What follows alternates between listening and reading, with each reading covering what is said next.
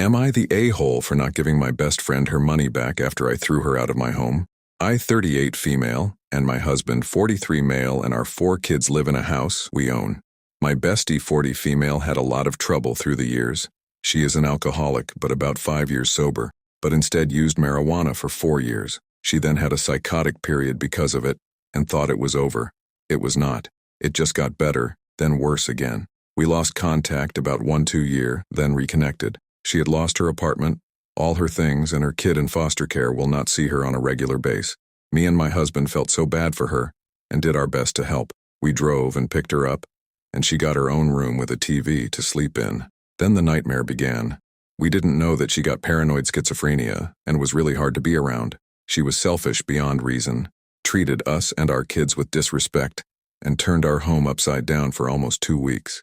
She borrowed our car and used a lot of fuel. Expensive where we live, about $56 per gal. Our food budget got very high. She took food bought specific for the kids, but she would buy sweets and food they wasn't allowed, unhealthy, sugary, and eat in front of them. Took their snacks, bought as reward for good behavior, etc. Lied about food, used an insanely amount of toilet paper, so we to unclog and fix the toilet, at least 2 times a day, but often more. We told her not to help with chores, but she did anyways. We had to clean up and redo, 'cause she took out wet clothes from dryer and put in baskets, left food out so it couldn't be used, filled all kind of stuff in our garbage disposal so we had to fish it up and sort it. That was only the candles on the cake. She was only supposed to be with us a couple of nights. After a week, she offered us to pay us $140 to cover some of the expenses. They was a lot more, but that was okay. We accepted the $140 we got a few days later. Her unreasonable behavior increased. Even we tried to talk with her. She scared the kids because of her hallucinations. Her emotional mood swings were extreme. 1 minute she laughed with you, the next she was angry, and was suddenly offended on something she just laughed about.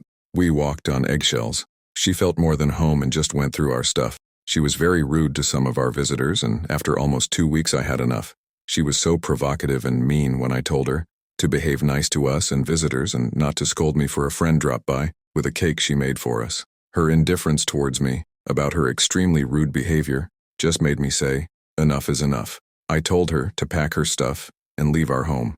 She had even stole from us, but it was replaceable and not very expensive, so we just let that be that and get our home back together.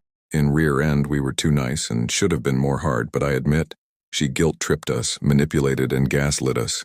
The day after she sent a payment request on the $145 she had paid to us, I declined, and had declined all of them. I blocked her, so some of them had small text in them, where she threatened us to come to our home and collect, take our car and report us to CPS. My question is now, am I the a-hole for not giving her the $145? I don't think I am the a-hole for throwing her out, but I can see that she felt entitled to stay longer after giving us the money. So am I the a-hole for telling her that we don't own her anything and not paying her the money? Or should I have gave her the money so she had been with us totally for free?